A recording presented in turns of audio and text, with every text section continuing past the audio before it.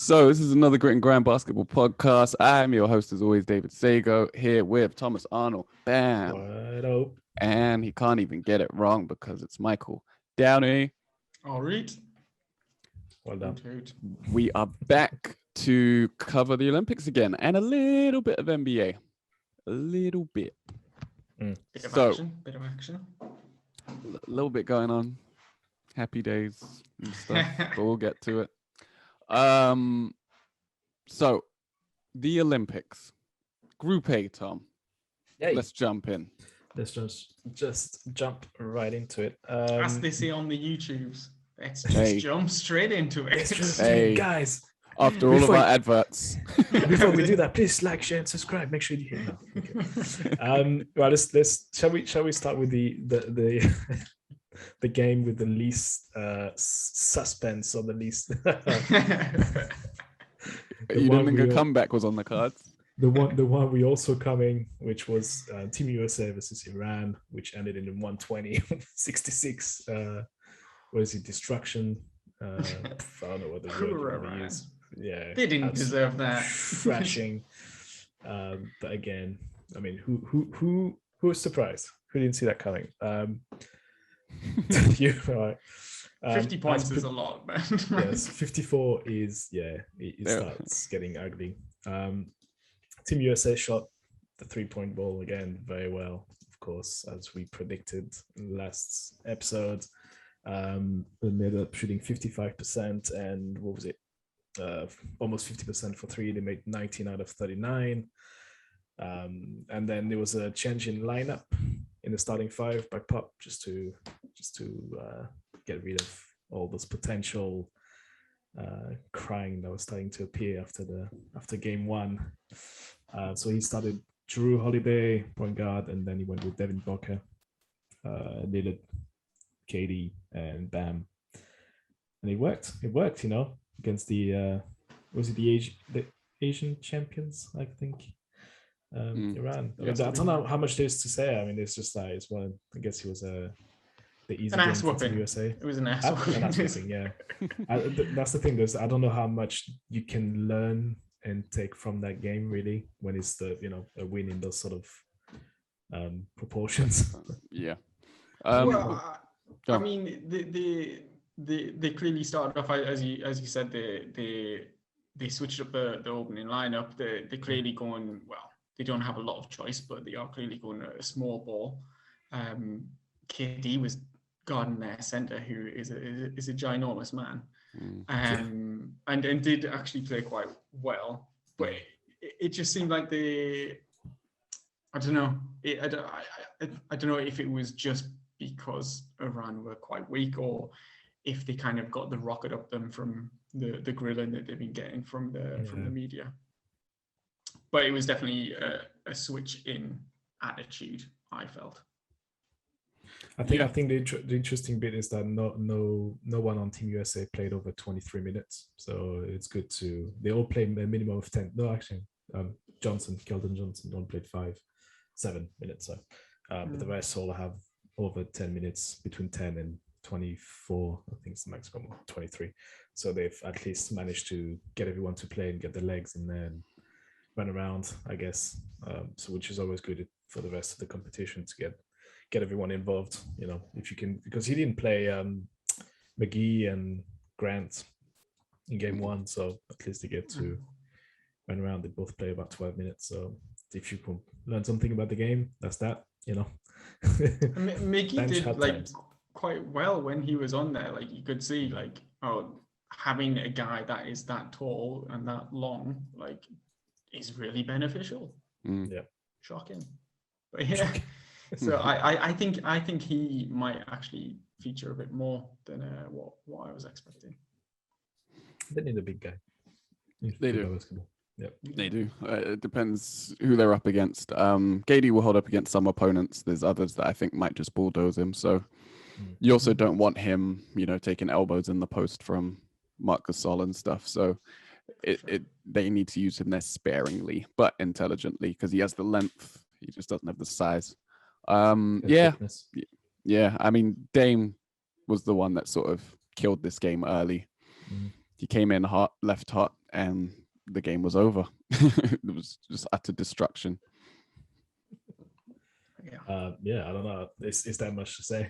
I don't know. Should we just move on to the next one?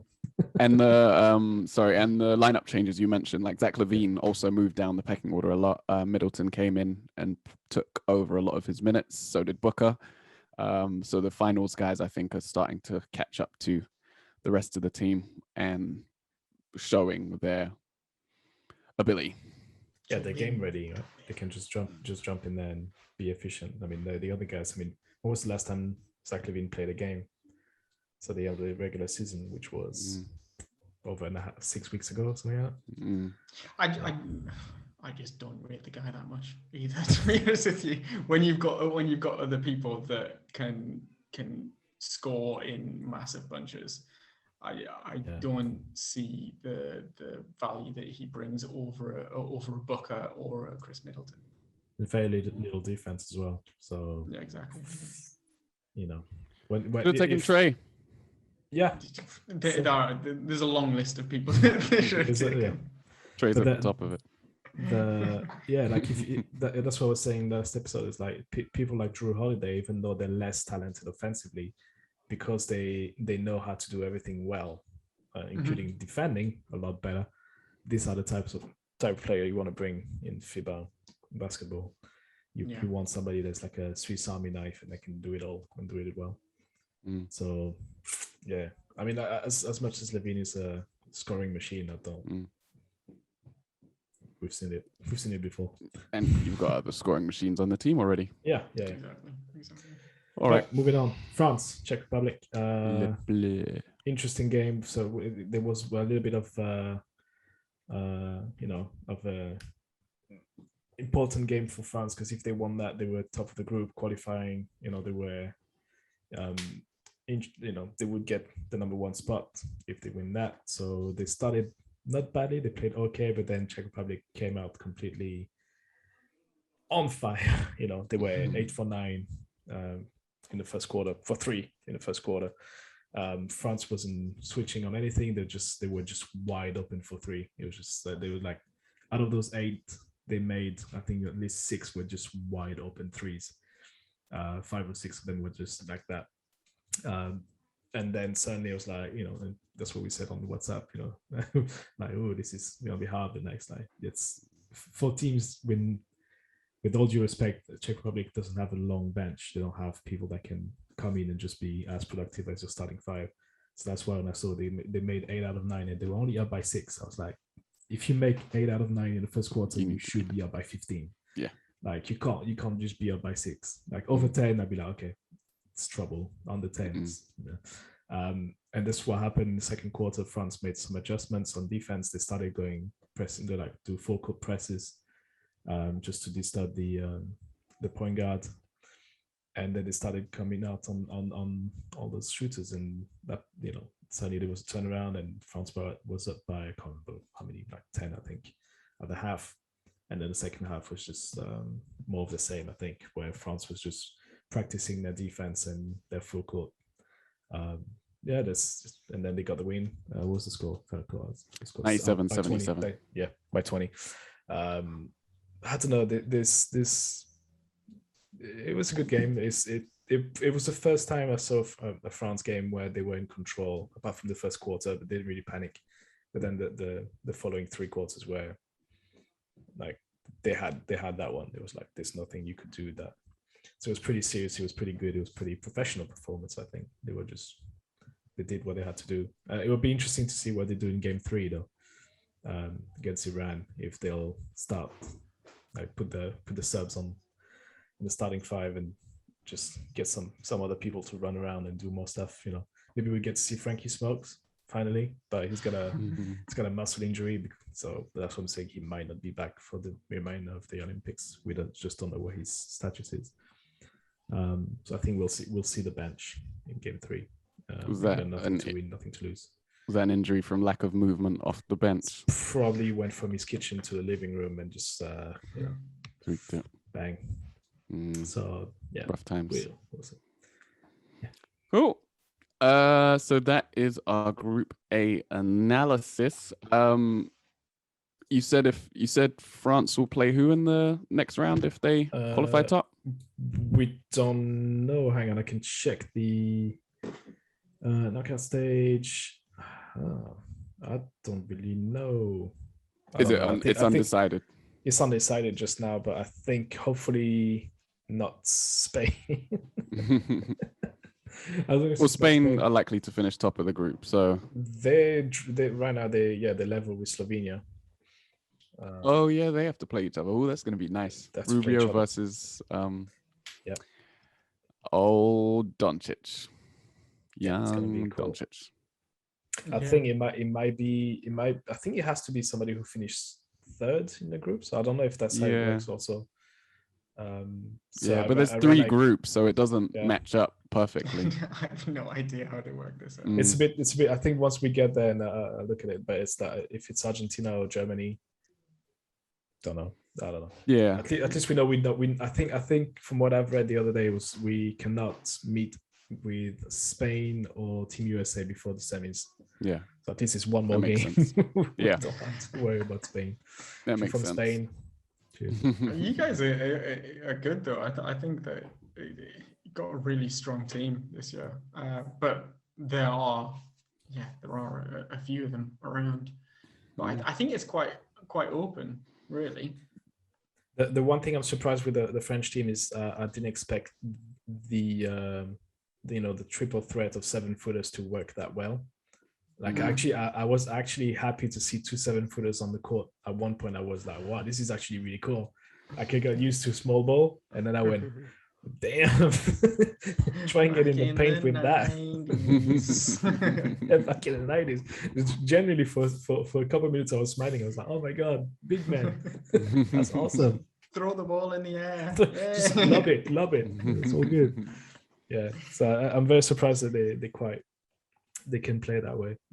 It's a different style because we used to be obviously reliant on Tony Parker a lot before for offense, and other point guards that were quite gifted on offense also. And then like the big guy inside was Boris Dio or Noah, right. But Noah can't score much.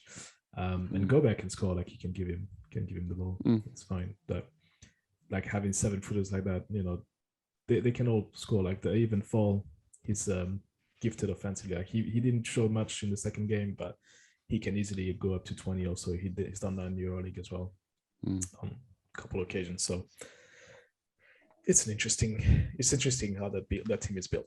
That's what I'm saying for now. We'll see. There might be an advantage because obviously we'll talk about it in a sec, but I think Australia's lost Bain, whatever. Is he injured? Yeah, he's out of the Olympics. Oh dear. So if we were to meet Australia, then that could be a big plus for France. Because that was the one matchup that was like Bain can be a pain. He's like very physical inside. He can be of annoyance to our big guys, but no, it's not there. Shoot the 3. Still have Jock or whatever his name, Landell. Beware Landell. Well, then let's take the time to transition into Italy, Australia. You're welcome. Which was a 3-point game in the end. Really close one. It was nip and tuck throughout. I think who was it? Italy actually had the lead going into the final bit, into the half. Sorry, but it was only by 1 point. And then Australia got some timely buckets. I think they got one from who was it? From Mills, and someone knocked down a shot. I think Ingles knocked down a late shot as well, that put them over the top. But it was a really close game. Italy fought until the end. And what else happened? Patty Mills wasn't very good in this game. It's one of the worst games I've seen him play for Australia. They did a really good job of defending him, and it seemed like it was a focus of their team. They held him to 16 points on 35% shooting. He still hit 50% of his 2s, but he only hit 2 of 9 from 3. Who else stood out in this game? Jock Landell. Landell was scoring buckets, 7 for 11. 6 of 9 from 2, 1 of 2 from 3. His efficiency score, which I just laugh at every time they show it. He just has efficiency. It's like, okay, what kind of efficiency based on what? Yeah, his efficiency was 23, best on the team, and bested only by Nico Mannion. I love that guy. Yeah, yeah. He's I've seen him before because he got drafted by the Warriors and then got sent to the G League. Mm-hmm. And I saw a couple highlight tapes from him, which you shouldn't really judge a player by. But hey, I saw what he could do, and he seemed to be quite good. But now actually watching him play full games, he should get more minutes on the Warriors. I mean, it's pity he's got a bunch of players ahead of him, you know. Steph just needs to step aside. It's Nico's team now. It's Nico time. So yeah, I guess he's in the right place, wrong time. Yeah, he had 21 points and 7 assists and a filthy crossover on Dellavedova. Yes, made him fall back and catch his wallet. Are we gonna talk about his Matthews release? Like, he's got a weird shooting release. Like, it's always been that way. It's always, I know, but like I completely forgot about it. Yeah, because I'm like, what is that? I forgot, because I think we saw so much Lonzo Ball that he wasn't allowed to shoot that much when he played with LeBron. Hey man, just give it to LeBron. 2015 finals. Saw a lot of Dellavedova jump shots. Wow. Taking charges. I think that's what we saw.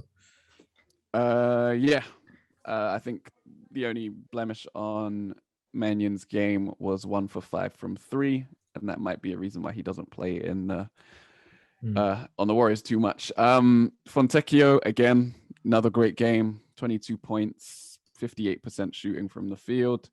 Didn't hit his threes this time, and that might have actually been the difference in the game, to be honest. But he was still very good, and he was still scoring quite prolifically.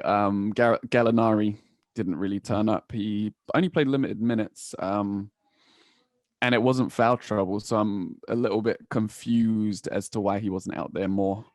He only scored 5 in less than 20 minutes, so it's a bit weird. Yeah. Usually he's always contributing a lot for the Italian team, so I don't know if there's something physically wrong with him. Or... He only took 5 shots. Like, it was really weird. Really I don't know weird. If the coach just don't like him, because he didn't. I don't know if he started in this game, but he didn't start in the first game either. No, he didn't start. He was on the bench. Which is, I would have thought. He still played his minutes though. Like in the first game, he still played his minutes. But the breakout performance for Italy was Polonara. He brought it back for them late and kept it competitive for them, hitting a bunch of shots, making some great plays as well. He was really impressive to me. But yeah, Australia were able to close it out off the back of that Landale performance. Get a couple nice dunks, hit a 3. Sweet haircut. Yeah. Tom's favorite haircut. Second favorite, sorry. Second favorite. We'll get on to that. We will. But yeah. I think some good defensive plays late as well from Tybal. Just Italy only scored 8 for 25 for 3, so like 32%. So you've got to be at least 10, 11 to be able to win a game these days. So, sorry, Mike. No, I was just gonna say maybe it was Patty Mills not shooting as well as he usually does, but they didn't seem as strong as they did against Nigeria. Coming out of that match, I was like, oh, these guys are quite a contender, but this made me doubt them a little bit. But it might have just been bad shooting, off night. There was good defense from Italy, to be fair.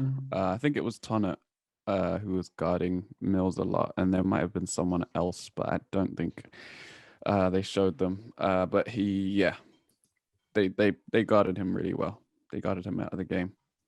The one that has to turn it up though in the next game is Nico Melli. who's a starter, and he ended up on 0 points. I think in about 25 minutes. This guy is really good, so I don't really understand why. I mean, there were times I looked at him, he looked a bit lost, or he was too shy to even take a. Like he shot what 3 times? Yeah, 3 times in 25 minutes for a guy who's supposed to be a good offensive weapon, not your top scorer, but he can shoot. He can shoot. He can so score. Again, there's a couple of things to figure out. Like same than Gallinari. If I don't know if it's them not finding their role, but again, they've been in that team for a while, so they should be, they should be able to contribute a lot more offensively. Like 5 points between the two of them. I do wonder if they were schemed out as well, because Australia played defense as well. I wonder if they were just like, well, we're not going to let these 2 guys beat us. If Fontecchio goes crazy, then he goes crazy, and then Mannion ended up stepping up. But that could be some of it, that they had to go to options B, C, D. It's possible. But yeah, speaking of defense, we go over to Nigeria, Germany, where Akpala had 5 steals, and he was just ridiculous in the backcourt, just forcing turnovers and stuff. That was great to watch. Stand out for Nigeria on offense was quite clearly Jordan Nwora, who was just banging threes on their head. 7 for 12. He was going crazy. He had 33. I think he had like 20 before halftime. He was going absolutely crazy. Yeah. And Nigeria, off the back of his performance, actually took a 12-point lead early in the third quarter. But Germany were able to like slowly chip away and peg them back. And then again in the fourth quarter, we saw Nigeria's offense come to a halt. There was a little bit of hero ball going on. Emagano taking poor shots. Nwora taking some heat checks. And again, they just could not score enough to get it over the line. They have had success with Okafor inside. He had 9 points in this game. Only played 13 minutes because of a little bit of foul trouble.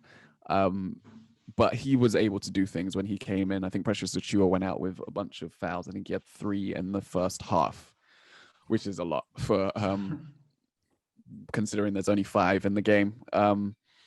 And they were able to score inside, and then Nwora was going crazy outside, and that's what kept them in the game until Germany came through.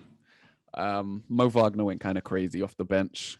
And then the standout performer for me from this German team, or this German performance, was Voigtman.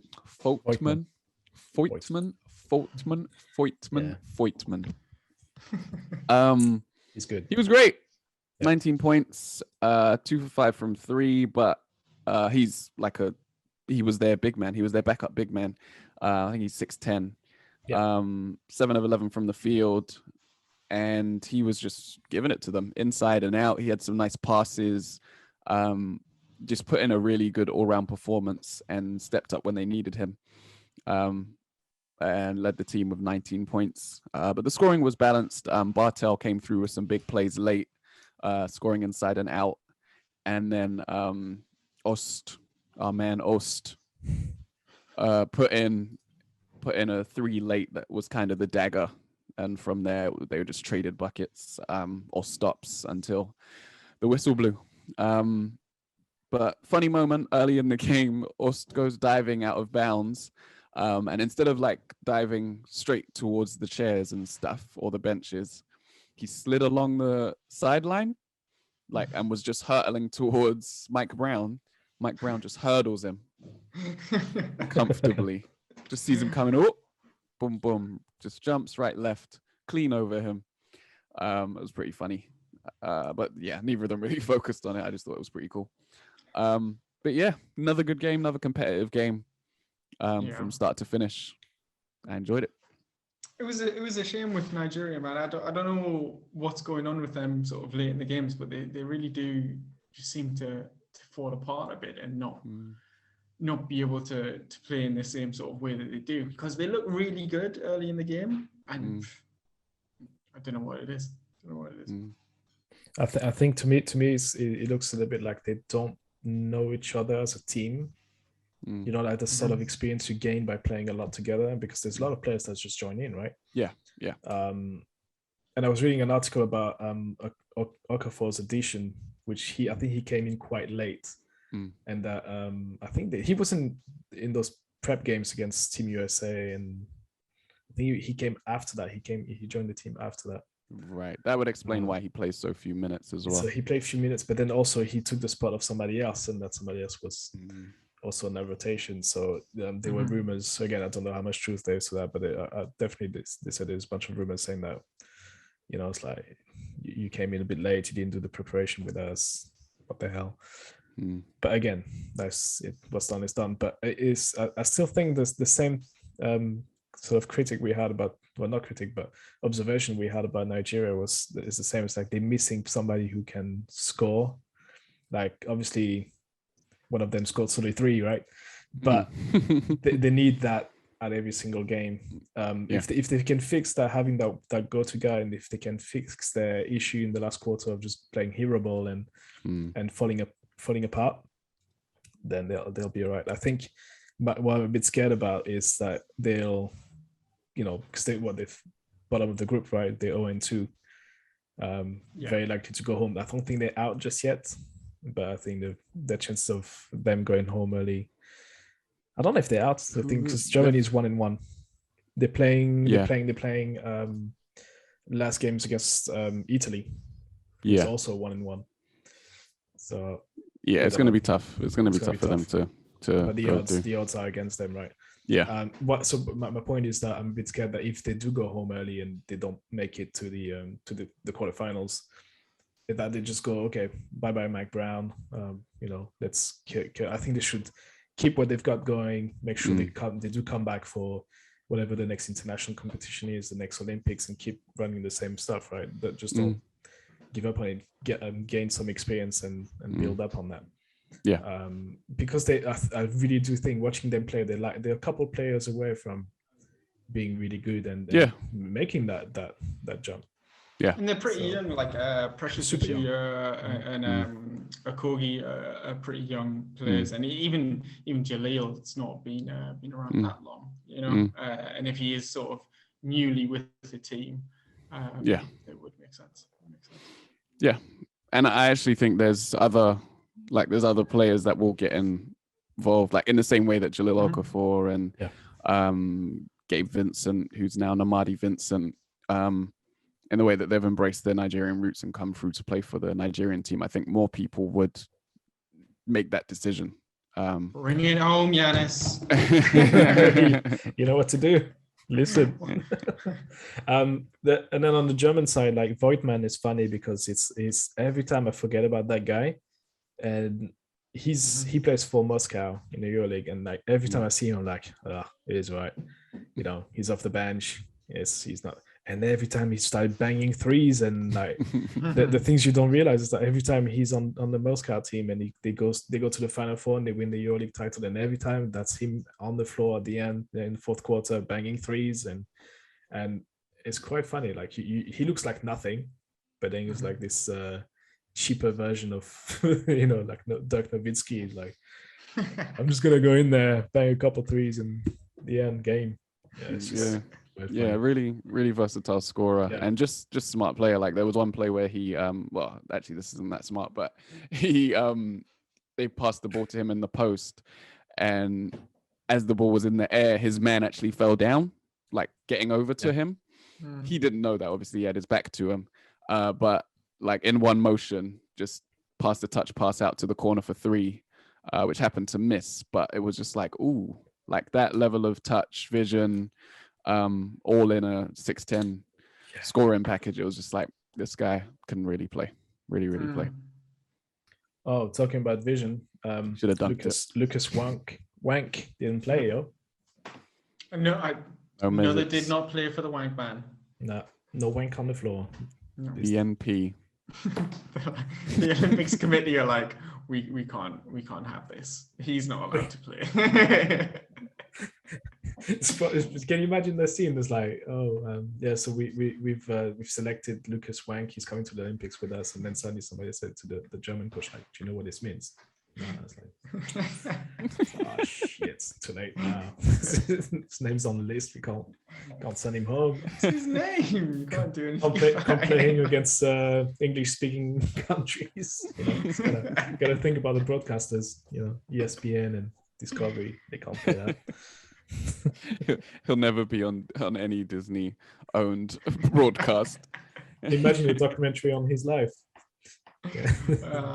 I just want to see. Think of the titles.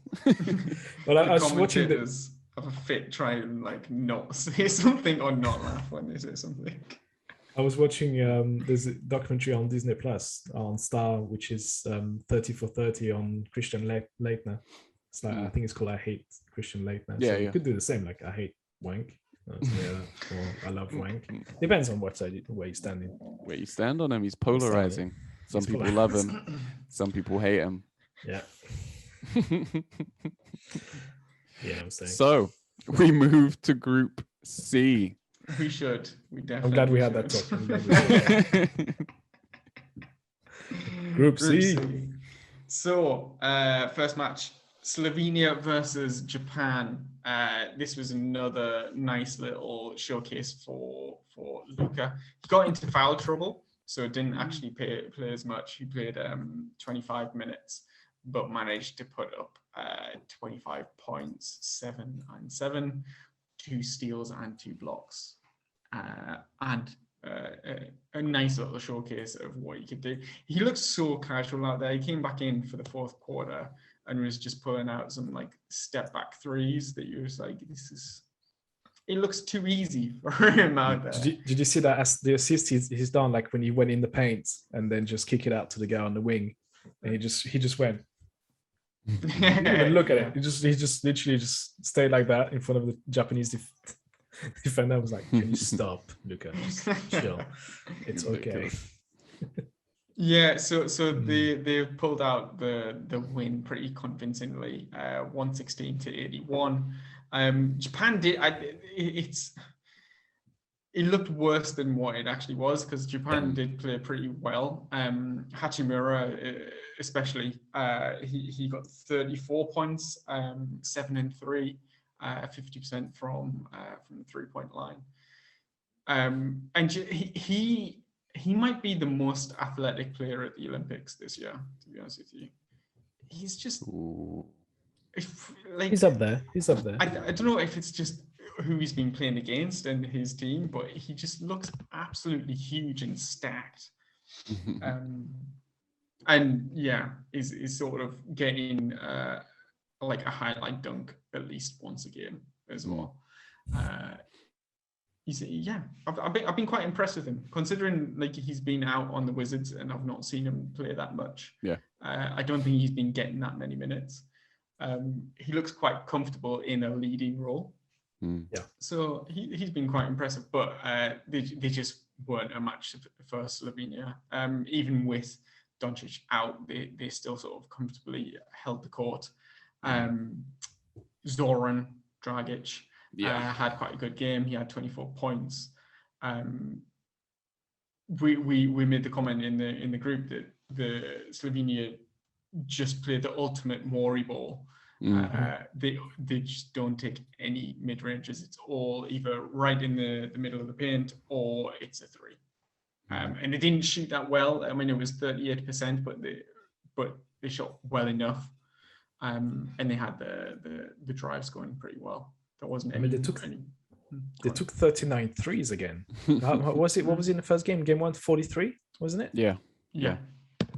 It's in ridiculous. 40 minutes. It's 40 a game on average. Like, it's watching the Houston Rockets again. It's just, but like you say, making the point that Dave always makes. Luka Doncic is just James Harden. Fine. Well, I mean, I think is it only America that have scored over 100 points? And Slovenia. Slovenia and America. Like, yeah. Oh no. The stat is that the best offense on the Olympics since the Dream Team with 117 a game. I think the Dream Team was averaging 117.2 and Slovenia is averaging 117. Yeah, but I mean, at this Olympics, there's only the last match against Iran where America scored over 100 points, and they're like 120 and then 116. Yeah, ridiculous. Yeah, it works. It works. It does work. It does. That's what I was saying. So again, in our group, it's like, because as much as I respect Argentina and what they've done in the recent Olympic history, it's like they're not quite the same this year. So banging 118 on Argentina, who is super slow. We'll talk about them, I think, in a sec. But their defense is not all that in this Olympics. It's like, and against putting up 116 against Japan, again, no disrespect, but like, and that's what we're saying in the group, right? There's like, I want to see Slovenia against France, for example, who has enough physicality to defend on the outside shooters, and then enough big guys inside to, calm them down if they were to come in. That I like to see that matchup. I want to see how much they'll go up. They might completely blow us out and score 125. You never know if they absolutely on fire for three. But I like to see that against Team USA, that we can also play that sort of defense. I mean, it's a concern when a team does rely on the three that much, especially when you're going into like one game elimination sort of matches. That it could impact them quite heavily if they're not on. But I mean, as Dave was saying when we discussed it before, they go into the paint really well. They've got a really sort of high sort of conversion rate when they do sort of put it inside. So I don't know. We'll see. They've got Spain next. That'll be a really good test. I think both. Well, as we'll transition into Spain, both teams have qualified, I believe. Yeah, 2 wins. Slovenia and Spain, yes. Yeah. So yeah, Spain beat Argentina. They're looking really solid. I'm relying on Jose's notes on this one. Thank you, Jose. But yeah, it looks more and more like they've transitioned to it being a Ricky Rubio-led team. Yeah, he played great again. 26 points, 5 for 6 from 3-point, which is unheard of when he's playing in the NBA. And the threes he's taking, they're all very difficult to make. They're all always with somebody in his face or a couple steps behind the 3-point line. They're not easy threes that he's taking. There's very rarely just wide open. Yeah. And then he's making a lot of mid-range twos as well. Like he's just in there all the time. He's annoying. He's just really good. He's just really good. I don't know if it's another guy because he's played so much sort of European basketball before going into the NBA that he just looks really quite comfortable when he's playing out there as well. I remember he started at the age of 14. Yeah, in professional. Yeah. I remember the highlight reels. Yeah. And then he was a pass first guy. Like he was never making that many shots. I remember him, like I think the first time I saw him was 16, and he was always very confident on the ball and passing the ball, but like his shooting was never all that great. No. He never had to shoot that much because he was playing with the other guy, the human punch bag, Rudy Fernandez. Rudy! Oh god damn it. And so he was making the buckets and he was just passing the ball, so sort of thing. But he you can tell that he's been in those two environments, and he's been able to take like the 3-point shooting of the NBA right now at a high volume, well not volume, but making them at a high rate, and but also being able to go in the paint and attack, and like I don't know, like to me right now as he is, like he's the best player in the Olympics. Like I know you've got Patty Mills and all that stuff. Like he's the most influential. Over Doncic? No, Yeah, Come on. like the most influential. Look at the game when Spain is what's his face? When Rubio is out of the game, every time he's on the bench, Spain struggles big time. Even though like the players they're bringing in, they're all like EuroLeague MVPs and They've stuff. got Rodriguez and Yule and Yule. There's like and it should be able to do it. Like it should be enough. But like every time they struggle, the game just slows down. We had those comments. Like he was watching a Sunday morning pickup ball. It was really slow. Like, but then the accelerator was just Rubio. Every time he came in, it was like Argentina was sort of crawling their way back in. You know, there was kind of coming back. You know, and every time he came back on, it's like, and there you go, you're done by 15 again. You know, it's like, I mean, I get it, but Doncic, man, come on, like 48 points in the first game against Argentina. Yeah, that's why I'm excited to see them go head to head and see who has control of the game.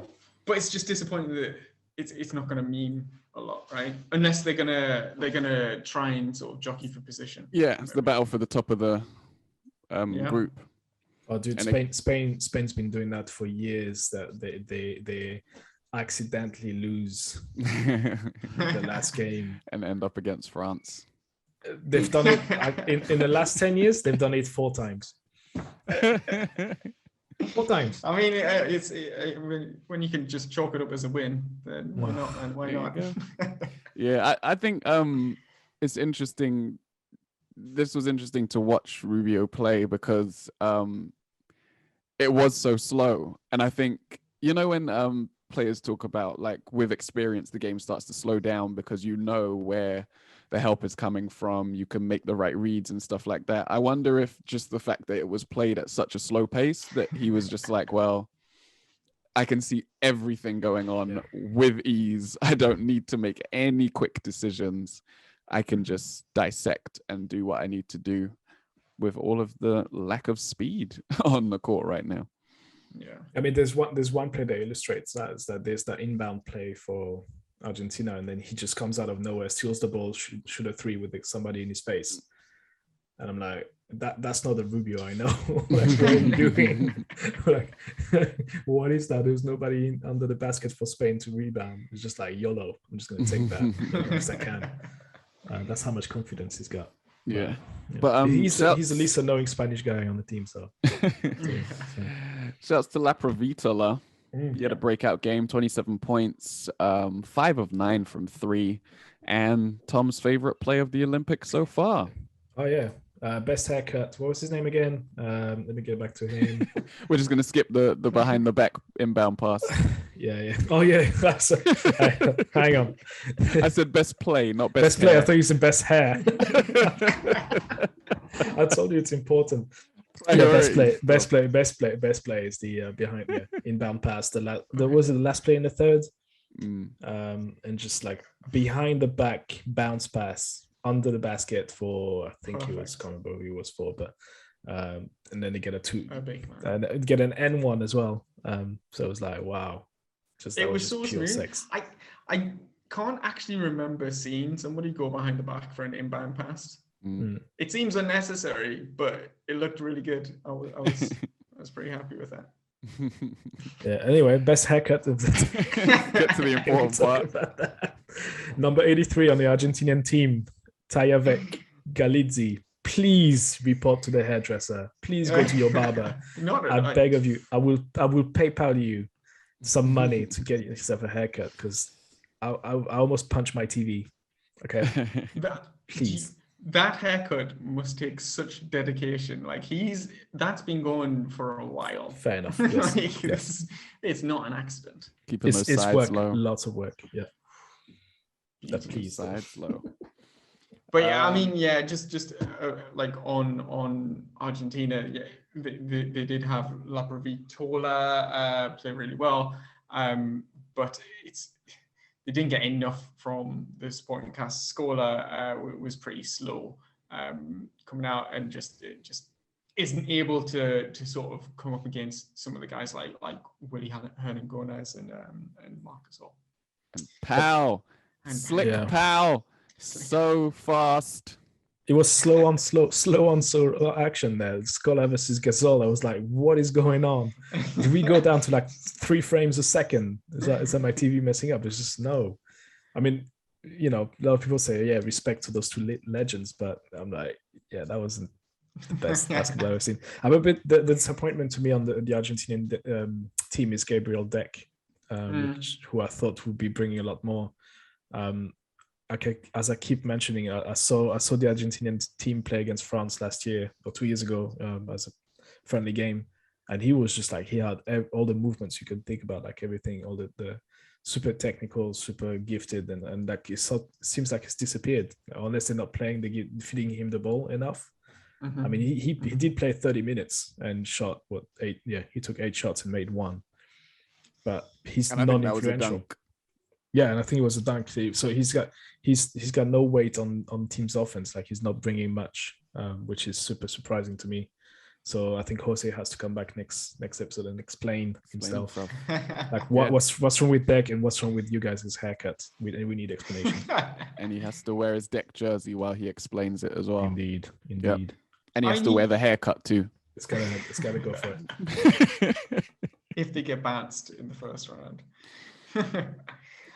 Yeah, I mean, he's clearly a skilled player. I'm not sure. I'm not sure what's going on there. There's an interesting game 3 though, because it's going to be Argentina-Japan. On the 1st of August. When is that? Sunday? Mm-hmm. That's Sunday. Sunday. Sunday. I actually missed the fact that Argentina scored 100 points when they lost to Slovenia. So they also got over. Yeah. So if it ends up going to most points scored after record for the 3rd place sort of people that go through, then they could be in for something there. Yeah, it's. I think they're. I think it goes to difference. I think the differential, they're minus 28. Yeah, they're minus 28, and Japan is minus 46. So as long as they don't lose, well, no, they have to. Well, they have to beat win. It's the winning team, but yeah. You mean it would be compared to the other 3rd place teams? Sorry, I'm being an idiot. Yeah, you're right.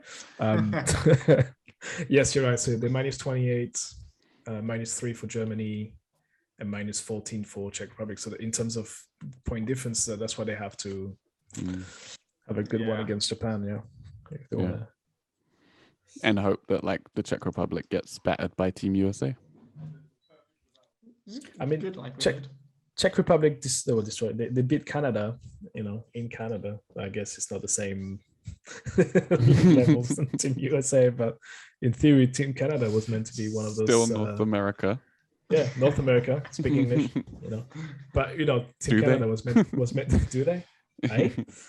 They were meant to be one of those contender for a medal, on paper. But no, their players turned up, right? I think they were missing a couple big names, but the rest of them pretty solid NBA players. So, well, Jamal Murray's injured. Wiggins wasn't there, right? That was the big. No, Wiggins was there, wasn't it? Who was it? There was someone. I thought Wiggins wasn't there. There was someone big that wasn't there. And was it Czech Republic or Germany that beat them? Czech Republic. Oh, okay. Yeah. Maybe I'm thinking about another game. All right. Yep. Yep. Completely different country. A different planet even. Wow. Planet, yeah. Absolutely. All right. So that rounds off the men's Olympic basketball. Tom, I know you've watched a little bit of women's. Yeah. What have you seen? I did watch France-Nigeria today, and France won that easily. They actually played well. I think last time I saw them was France-Japan, where they lost to Japan, with a slightly weird comment from the French coach who said, "We're not used to playing Asian teams." I'm like, bro, what are you on about? She's useless. So she's one of those coaches that everybody cannot wait to get rid of. She's like a very weird human being. Good coach in terms of basketball, but in terms of team management on a personal level. So what was it? Team USA? Who did they play with the last game? I don't have the schedule in front of me. Like Nigeria early on. And the second game. Japan. Second game. Japan. So I saw the highlights for that. So same classic. Oh, and I watched Australia-China today, where China won by 2 or 3. Oh, nice. Very at the last second they had by 2, because it was level with about 5 seconds to go, and then China put the ball inside and they managed to draw a foul and got 2 free throws and buried that. Nice the game. Confidence. Yeah, and Australia is one of the favorite, right? With Team USA, they're up there. So I would think so. Yeah. I don't know if that does anything to their progression to the next round. I don't think so. I think they're in slight danger, but I think the next game should be okay. It's surprising. No, not that's surprisingly. Not unsurprisingly, the level of play is actually quite good. I enjoyed all the games I've watched on Women Olympics basketball. Just very interesting. Like there's a lot of movement, there's a lot of clever plays. It's just missing the dunks. I wish they could bring those dunks. There's a couple that can. Brittany Griner can dunk. There's a few others. Candace Parker has dunked in games before, but she's obviously not there. But yeah, that's it, right? It's like the ultimate skill ball. Women's basketball is.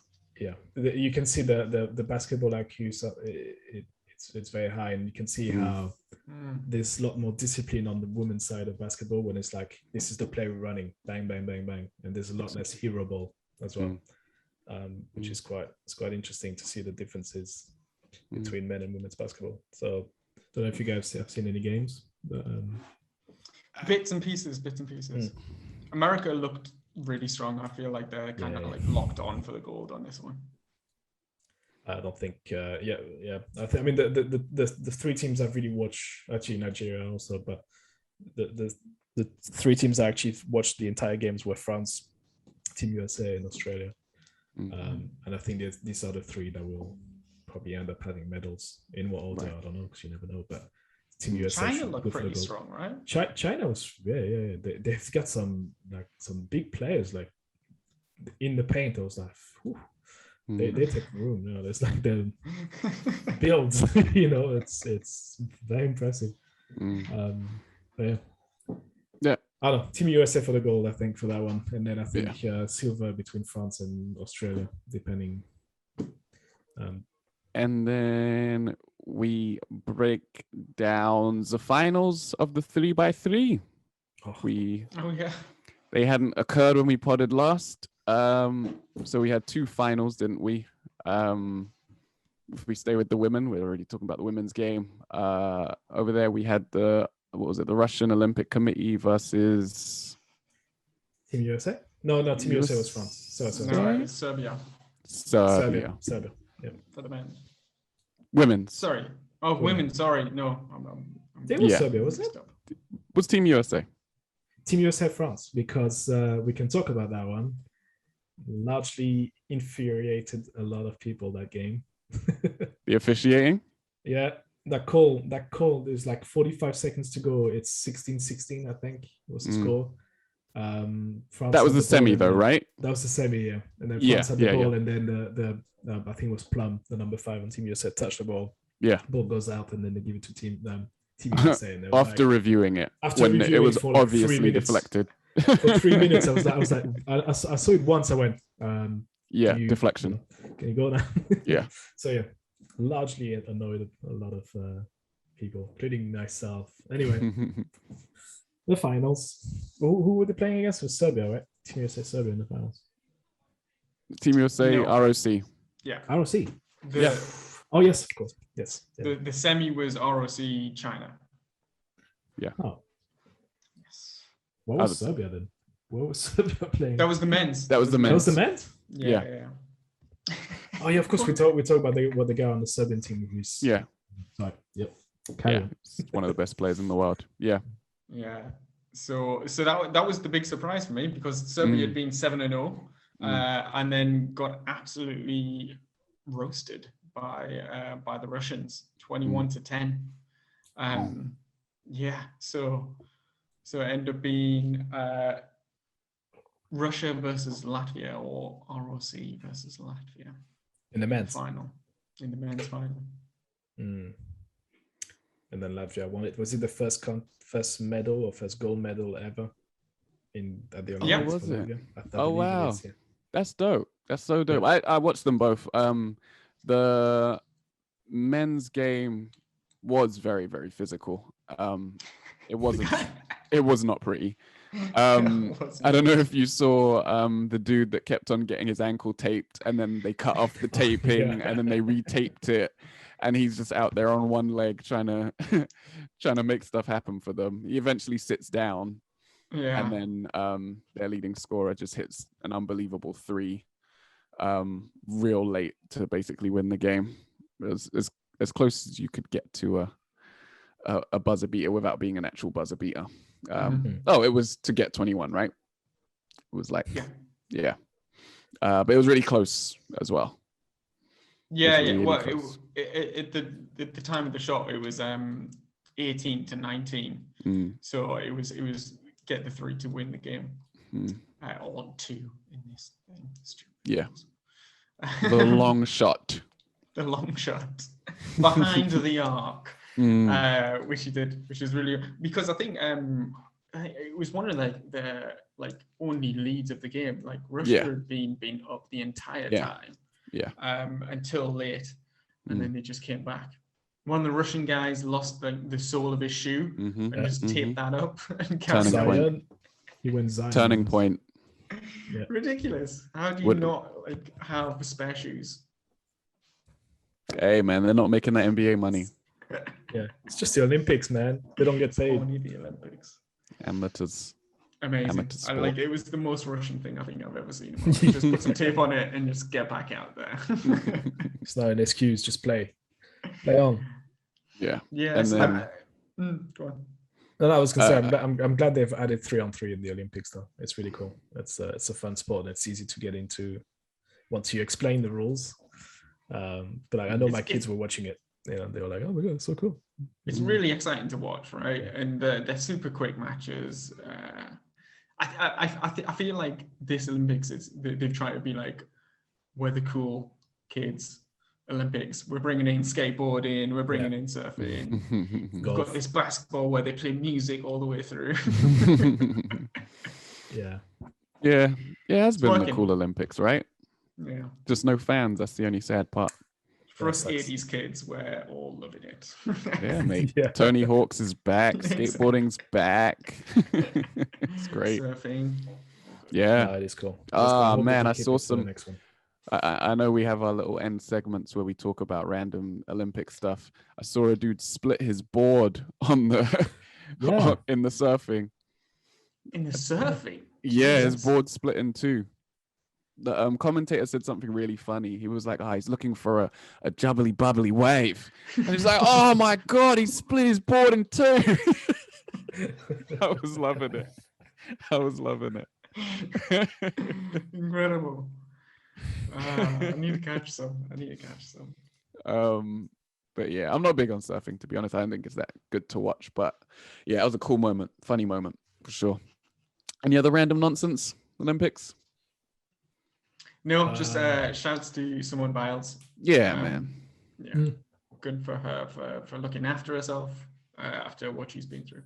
So, it's a shame. It's a shame to not see her get out there, but completely respect what she's doing. Yeah. Yeah. Love and support her way. Very mature decision. I liked what she said about after she got the support from the community. She said it made her believe that she was that she was something other than a gymnast, and she wasn't sure if she ever was before. So. There's a really interesting podcast, The Daily, by the New York Times that have an episode today on some of her backstory and some of the stuff that she was saying prior to going into it, and the stuff that's happened with USA Gymnastics and their treatment of her. So it puts some context to it, and they've had abusive coaches in the past. And so they've come through that and still turned up for Team USA. So huge respect to them. I can't imagine staying in a program that treated you in that way. Yeah, I mean, it just didn't protect you, right? Yeah. There's a lot more athletes that are coming out and also saying, "Look, I need to take a break." And I think today we saw, what's his name, the cricket guy, Ben Stokes.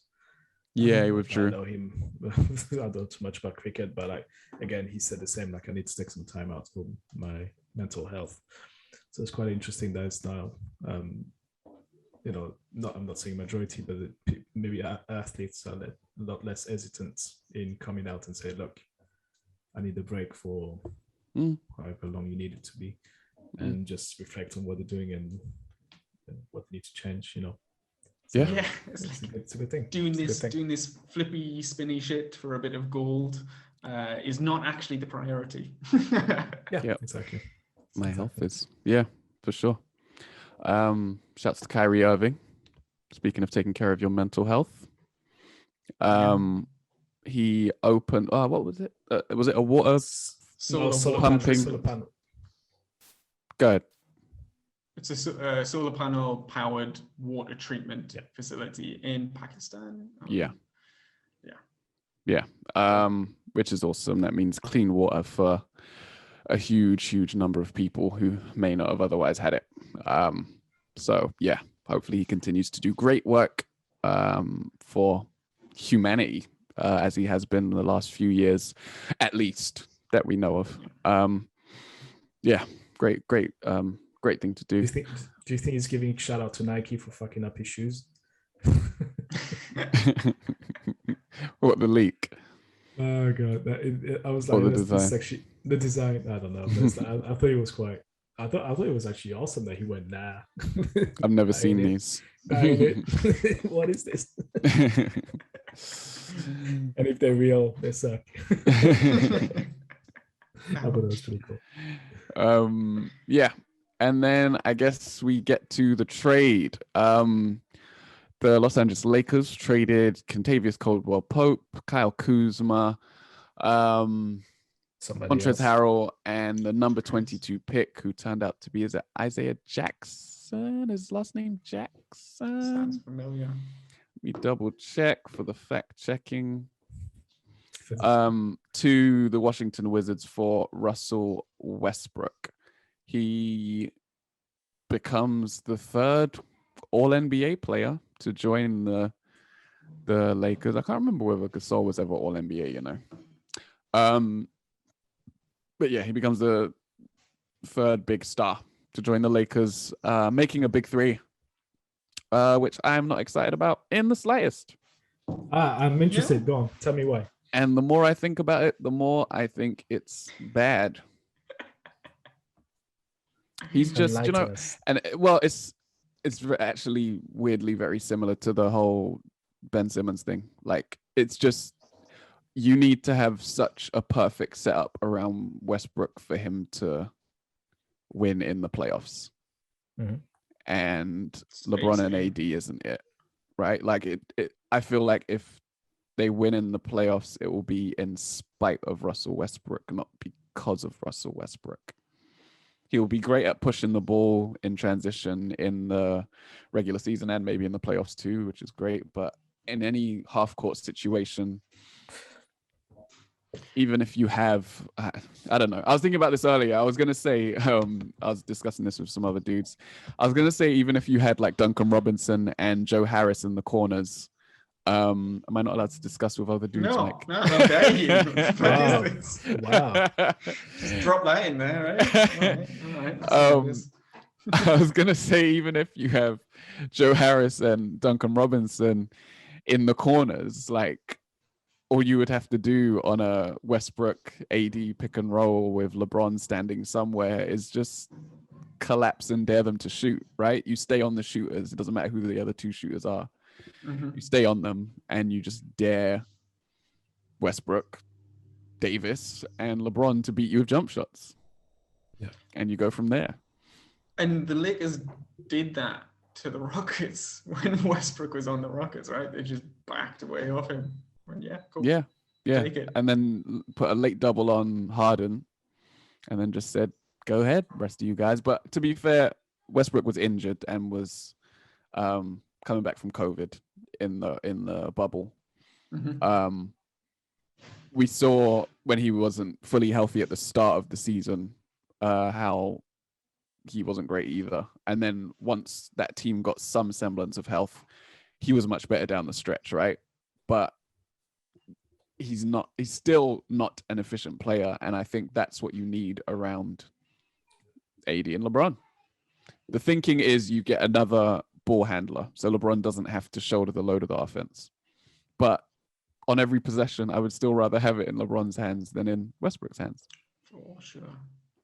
I don't know why that thinking is coming. I don't know where it's coming from, though. Because, like you said, LeBron has to have the ball. He's the one bringing it up. He's, regardless of what happens, he's your point guard on the floor. Like he's your general. So why take the ball away from him and especially give it to Westbrook? You're gonna have to have basically like a Dwight Howard-esque change in attitude from Westbrook, and I don't think he's there. In his mind, he's still the best point guard in the league, the best player on his team, and what I think they need is for him to be like, okay, this is a big two, and I'm a part player, and I do what I can. He's not that sort of guy. He's a floor raiser, but you don't need that. Exactly. And he is the highest paid player on the team. So why would he think that? Wild. why would he think that he's a bit part player? Back, right? That he's a half and they're the two? Nah. 47 mil, baby. 47. If you look at all the history of all the big three, right? All the successful big threes, there's always one of the big name that has to take a step back. That has to be that I was gonna say that third wheel. It's not what it is, but like it has to be the third option. There's no other way this works. It can't work with that. Man. You can have a big two and you can rely on them, and they like a 1-2 punch, and that's absolutely fine. It does work. Like adding a third one, we've seen it with Chris Bosh.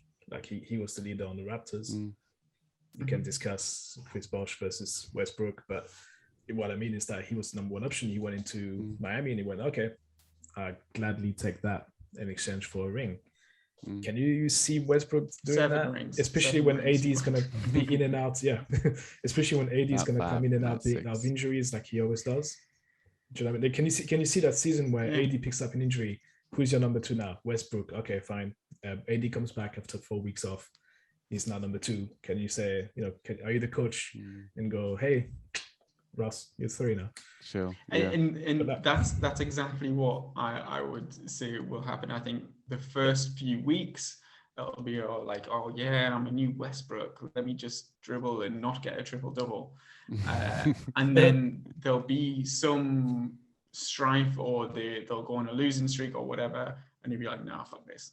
Let me run and jump and get all of the rebounds. And I think that's what's happened in other sort of teams he's been on as well. I'm surprised at the Wizards because I felt like they overachieved when he started performing at the end of last season. But when you consider that they've now flipped the most untradeable contract in John Wall's contract into much more tradable pieces. It's kind of smart from them, I guess. Yeah, and they were never going to get that value for Westbrook if they waited another year or something like that. No, and that's what they've leveraged, right? That's what they've leveraged. They've leveraged his performance into being able to move him on again. And I actually think the Lakers could potentially flip him for some good stuff, but that I'm assuming we're going to have to watch the year of this. And what, LeBron's going to be 37 in December. The clock is ticking. He's not going to want to run as well up and down the floor trying to catch up to Westbrook. Like, let's go on a fast break. He's going to go, well, I'm going to be Paul Gasol over here and just chill. That's the thing, like Westbrook being on a team, especially with sort of AD and LeBron being in and out even, guarantees you a playoff seed, I would say. Yeah. So, and I think, and I'm not even like, if LeBron wasn't on the team, for example, and it was Westbrook and AD, I would be far less disappointed in the move. Yeah. It's just that I just don't see a world where LeBron and Westbrook is a good pairing. Yeah. They cover so much of the same ground. Like if you look at pass, score, rebound, like they're largely similar in that sense. Like we don't need Westbrook's rebounding. We have good bigs that rebound, and we have LeBron who rebounds better than anyone at his position, kind of thing. And then then you bring in a point guard that can also rebound. It's like great, but we didn't need this. It's exactly that. It's like you're gonna have two players that can triple double on average, and then one guy inside that can double on average. It's gonna be interesting in terms of stat. The guy who's gonna be on the stats in those games is gonna have a field day trying to making sure everyone, when you play at home and you're like, they give that one to LeBron, even though I know Russell had it. It's trying to be they're all gonna grab the same rebound. Is there gonna be more rebounds than shots? I think on pick, you know what? Like when I opened up Twitter this morning to check like what happened overnight, and I saw like those Photoshop of Westbrook with the Lakers jersey. I was like, like that image, it looks fire. I was like, that's awesome. That's great to see those two. But like when you look at it in terms of basketball and how they play, and it's like, how does that make sense? Yeah. Someone posted a lineup of Schroeder, Westbrook, LeBron, AD, and Andre Drummond, and they were just like, "Oh, Drummond is on there. Not a 3-point shot made between them." And Drummond to me is one of the most overhyped NBA player in there. It's like I don't understand. I've seen him play, and I'm like, "What?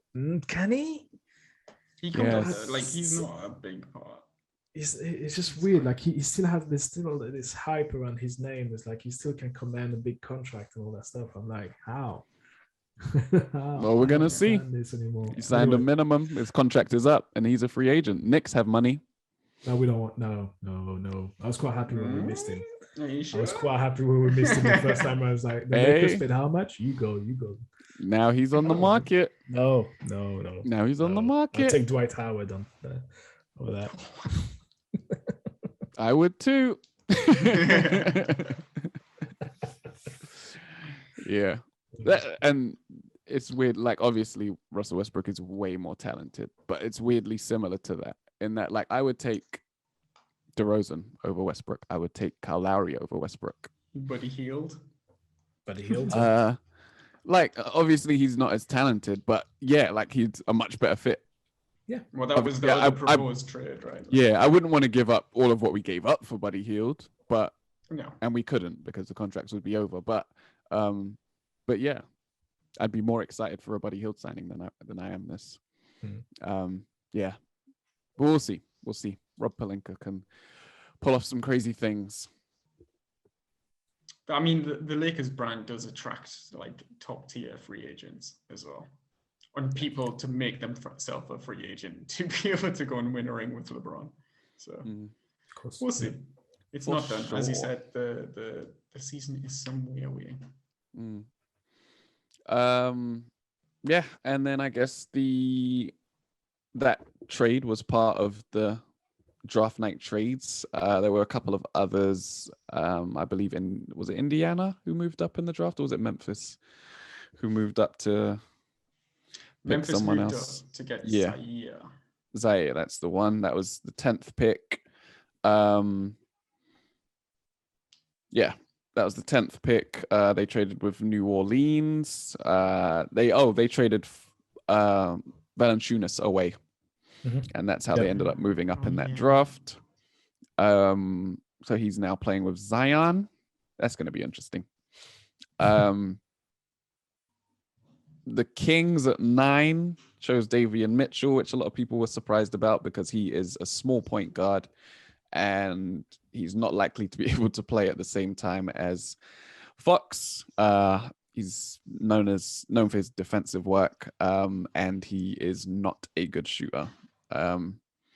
So yeah, a lot of Kings fans not very happy about that one. At 8, Orlando chose Franz Wagner. He's a playmaking, scoring wing. Guard wing. And that's believed to be a very good pick. In fact, I think Orlando had a really good draft. If we were talking winners and losers, Kuminga taken 7 by the Warriors. Bit of controversy around him and his play. He had a lot of promise going into his season with the G League Ignite and just didn't really hit. But there's a belief that, Draymond Green can turn him into Draymond Green. Nice. It's I heard his name more than anybody's been discussed. Like, it really seemed like he was sort of rumored to go really high at one point and sort of drop down quite a bit. Yeah, for sure. I like it. Like, the Warriors had a couple of lottery picks, so if you want to take like a bit of a gamble on somebody, and it's the Warriors, they're not exactly desperate for anyone, are they? Got some players. Josh Giddey was taken by OKC, one of their many picks. How many did they have? They had 3 in the first round. That was insane. And who else? Jalen Suggs dropped to Orlando at 5. He's believed to be a really good player. In fact, he was expected to go 4 to Toronto. There was talk that Toronto just weren't impressed by him. Jalen Suggs is a point guard who can get anywhere on the floor.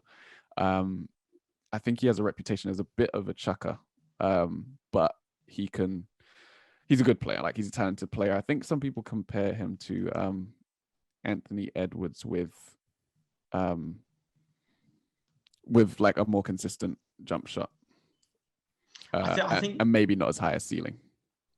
The concern that I would have with him is I think there was a few of the teams dropped him from their consideration on like the interviews and sort of seeing him in person. So that sort of, I'm quite big on sort of like matching up with personalities and stuff like that. So that's a bit of a concern with me. And instead, the Raptors took Scotty Barnes, who is long, defensive, all-round wing player. Sound like a Raptor yet? I was going to say very Raptors-y pick. Yep. So they went and did that. Instead, he's not expected to have the same ceiling as Suggs. Like, if Suggs hits, then he could be a cornerstone. Evan Mobley, taken by Cleveland. Perkins said he is the next Bill Russell. The next Bill Russell. Perkins says a lot of shit, so let's ignore whatever this man has to say. I hate on Perk, man. Well, Perk speaks, you listen. But something else. Yeah. Oh god, this man. But Mobley was really highly rated. Right. Like he could have gone number 1 at one point. He was far and away like the best big man that was in the draft. Yeah, for sure. And then Jalen Green, who has been compared to Zach LaVine with his athleticism. He played for the G League Ignite as well. Shot a really high percentage from 3. Hops for days, speed for days. Good enough handle to get where he needs to go inside. Just a real all-round scoring machine. And yeah, an exciting player. You hope that he can develop the defensive side of his game. Obviously, right now he's young and also very slim. But yeah, I've seen some of his G League highlights and his leaping ability is ridiculous. Like, there's one play where I think he drives past, he crosses over someone, drives the lane, jumps, and a shot blocker comes over, and he does like around the world. But his head is at the rim. And I'm just like, why is his head at the rim in traffic when he's not dunking? Yeah. So yeah, that's what you can expect. That kind of athleticism. And he's at the Rockets, so we should actually get to see him.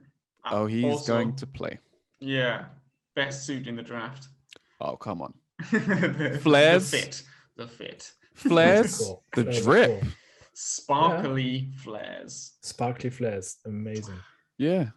It was pinstripe as well, right? Pinstripe, Oh, sparkly. Yeah. Oh yeah. Everything you can think of in that suit. Tick all the boxes. All you needed was the haircut. The Olympian haircut. All of it. He actually looks like a lot of fun. And he kept it demure because it was grey. Subtle, very subtle. Yeah, he does look like he's going to be a lot of fun. So yeah, it'll be cool to see him in and around the league. And it's cool that he, along with Kuminga and a few of the others, took that G League route, right? They were the first to actually brave that route, and they've come out of it very well. And I think that route is going to hold a lot of weight moving forwards. We're already starting to see the NCAA change the rules on change the rules on the pay for college players. They're allowed to make money off their likeness, or will be allowed to make money off their likeness. So we'll see how that pans out. But yeah, it turned out to be a good route. In terms of seeing players play in a more NBA-like environment than college. And then we have Cade Cunningham, number 1 overall, 6'8" guard, handles the rock, measured, intelligent, playmaker, can score too. Sounds like we've got another James Harden. I mean, Luka Doncic. Nah, that's Perkins talk again. You want to hear something funny? So what I've been repeating in the last couple of days, like, I know literally no one in that top 10. I'm not even kidding. The first I heard of Cade Cunningham was probably 2 weeks ago. I don't even know who he plays, like what he does. I've never ever. I don't even see. Luka Doncic. So I'm gonna go with bust. Nah, he's legit. He's really good.